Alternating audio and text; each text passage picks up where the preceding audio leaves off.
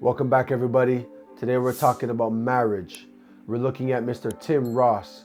He's pretty popular on the scene of marriage, topics of marriage. See if we can get some good advice, some good counsel, if we can maybe dive in the word as well. Let's go. Welcome to Faith in Motion, where modern minds meet timeless truths, where we keep it real. Whether coaching, directing, or mentoring young minds, fostering marriage and relationships, it's all about becoming stronger, wiser, and ultimately drawing closer to God. We're tackling everything from life's tough lessons to building character, issues in the world, relationships, and a rock-solid faith. Let's get moving to becoming the kings and the queens we were born to be. Because faith without action is just talk. So let's put our faith in motion. And the husband's like, she don't do this, she don't do that, and I be working hard, I get no respect. I just be looking at him like, man, it sounds like you're dying. He's like, this is exactly how I feel. I said, that means you doing it right. You wasn't meant to live through this marriage, fam. You came down to an altar. What do you think happens at altars? Sacrifice. So Ephesians 5 says, husbands, love your wives like Christ loves the church. The onus is on the man, and we keep abdicating our responsibility to the woman. We've been doing it since Genesis 3, the woman you gave me. Well, if Adam was really in his position, he would have took the fruit out of her hand and chucked it, and then went straight to God on Eve's behalf to say, I know she should die, take me instead. If that would have played out in Genesis 3. That is a conversation that friends, church family, my father, my brother, we've had that conversation before. What if Adam didn't eat the fruit? Would God had given him a new Eve, got rid of Eve? Because Adam would have been without sin, so what are you supposed to do? Because Adam would have been without sin. So technically, Adam would have been without sin if he didn't eat the fruit, which means he would have been a perfect sacrifice, because he would have been a perfect human being. He was still holy, right? Without sin. Very interesting. Not too sure though. Not too sure about it. But anywho. But yes, husbands are supposed to sacrifice. It's a part of the marriage. Wives as well. We're supposed to sacrifice when we come together. Sacrifice your wants for their needs. Be like that. What do you think her response is going to be? She just watched her man take her penalty. Worship. The respect that the man wants is on the other side of his death and his sacrifice. What does it mean to die practically? Is he trying to say she would have worshipped him? Not too sure what he meant by that. Let's continue. The side of his death and his sacrifice. What does it mean to die practically? Your ego goes away, pride goes away, you work, and you stop trying to make it seem like it's the biggest sacrifice of all time. You wasn't meant to live through this marriage, fam. You came down to an altar. You didn't slide down into a swimming pool with baby oil. Help it. Tag out. Tag out. What Christ did for his bride is what Adam was supposed to do for his. Adam died with his bride instead of for his bride. The second man, Adam, died for his bride. Death is where her respect. All right, so that video is pretty clear. He's talking about, the husband being the sacrificial one in the marriage. Talking about a friend who came to him and said, he felt like he was dying in the marriage. The marriage wasn't, I guess, going the way he wanted to. But what cracked me up a bit was some of the comments from that video. Sometimes men are dying because they have to grow up and learn to be a husband. That's the type of man it seems he's referring to. This person says here, if a man feels he's dying because of marriage, then he shouldn't be married to that person or married at all. Definitely, if you feel like you're dying in the marriage, it's a very strong word to use that he gave to obviously Tim.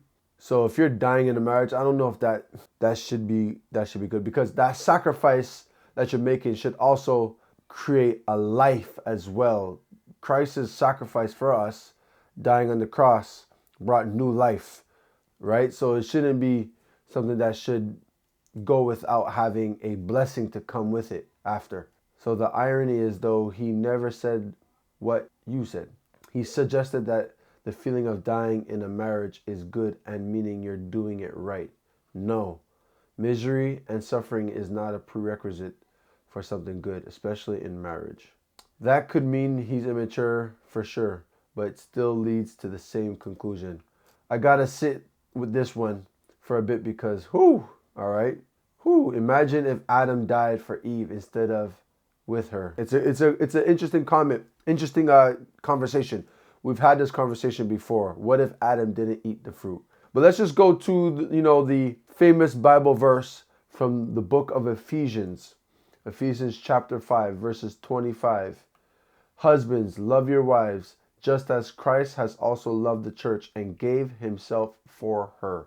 So just by that statement, a real husband is supposed to give to his wife. Myself, we're supposed to give to our wives just as Christ gave to the church, which means we're supposed to provide for the church, her. We're supposed to die for the church, her. Christ is showing us what he does for us, what we're supposed to do as men for our women. And so all the things that Christ does for us, we're supposed to do for our wives. So imagine all those things. It's not even comparable what a wife is supposed to give to the husband. And so continuing verse 26, that he might sanctify and cleanse her with the washing of water by the word.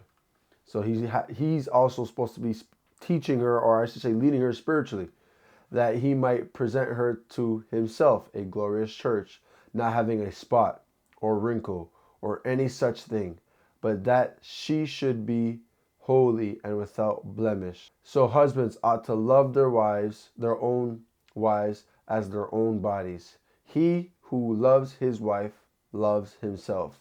And it goes on about being one flesh. Pretty good video talking about sacrifice, as we see Ephesians chapter 5. Husbands, sacrifice. If you have a problem sacrificing for your wife, then pray. We need to pray. I need to pray, because definitely not an easy thing for us. What we need to be doing as men, as husbands, is being in the presence of God, sacrificing our time to spend time with God, God spending time with us.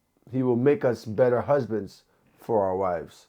But when God brings two people together, he knows exactly the type of person to bring to you to get what's in you truly out. Most of the people that are arguing about my spouse doesn't do this, this, and this, and she's always on me about this, he's always on me about that. You are actually not angry with your spouse as much as you are angry with the God that put you together. Because he knows exactly what is needed to get what's on the inside of you truly out. And that superficiality that's on the surface of your relationship has to be destroyed for the true nakedness of who you really are to come up. All right, listen, I've said this many times. God doesn't necessarily, I don't know if he's saying that in the totality of his message, or, it's just clips, right? I don't believe God brings people together. I don't believe that. And the only people were Adam and Eve, obviously. And after that, God gives you guidance as to a spouse to choose.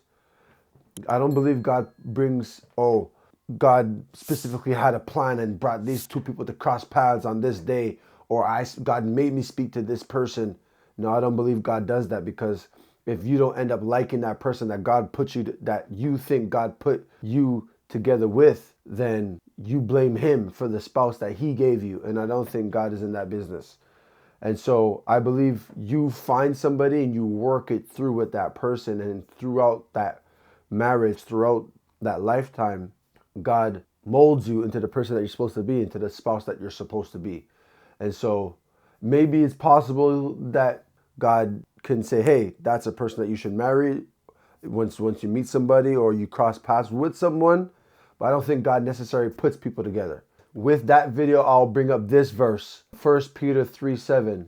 Likewise, husbands, live with your wives in an understanding way, showing honor to the woman as the weaker vessel, since they are heirs with you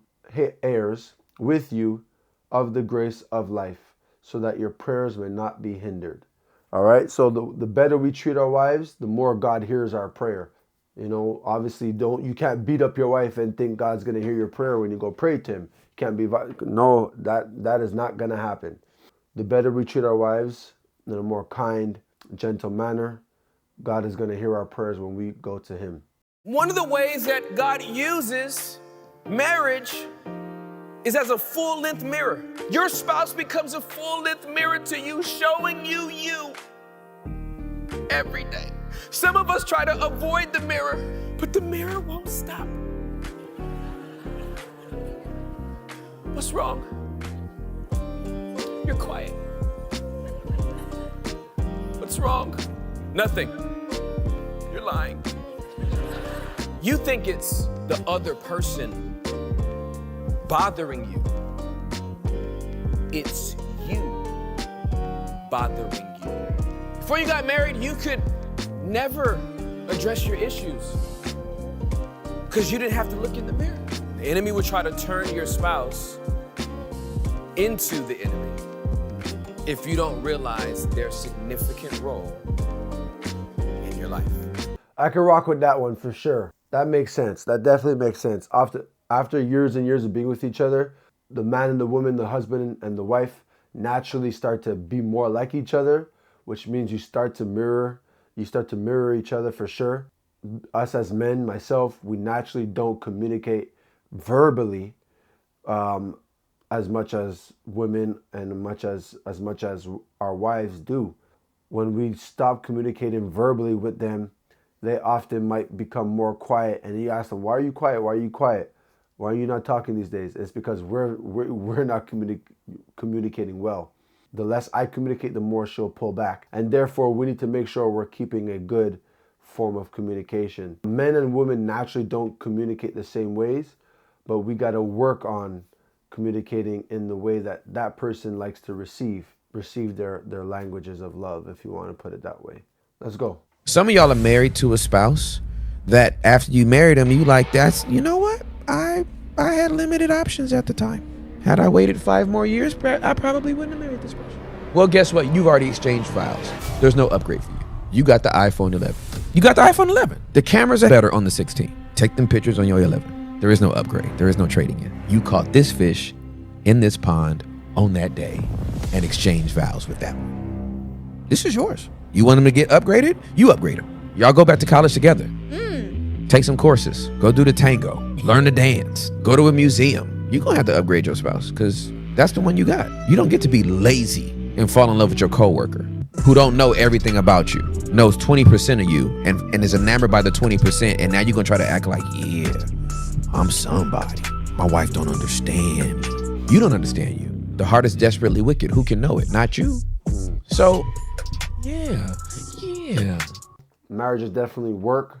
So I definitely rock with that video. That was pretty good.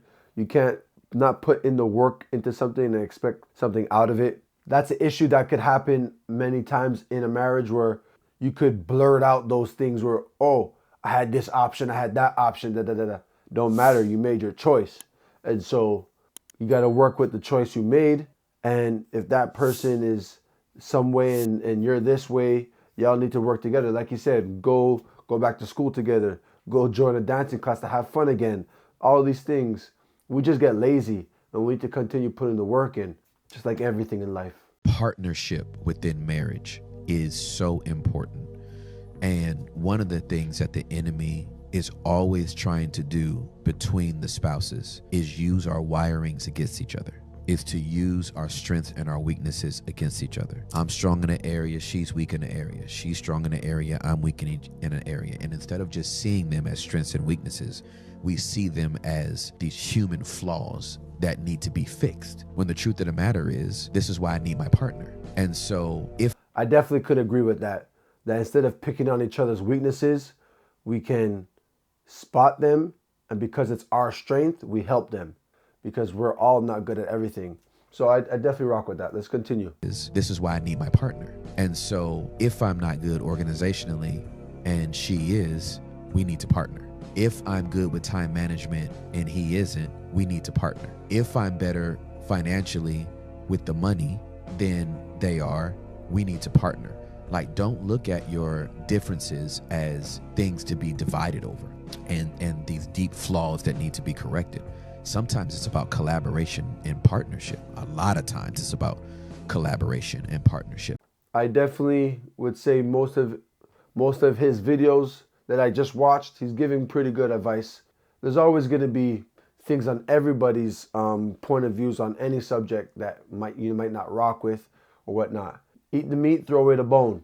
So I'm going to leave you guys with this. Ephesians chapter 5, verses 28 to 33. Husbands should love their wives as their own bodies. He who loves his wife loves himself. We need to love them just like we love ourselves. We need to be in God's presence so that God can make us better and so that we can go back to lead our homes, lead our families. If you have children, lead your children the right way. That the community in general could be better and the body of Christ can be better. Be blessed, and as always, keep your faith in motion.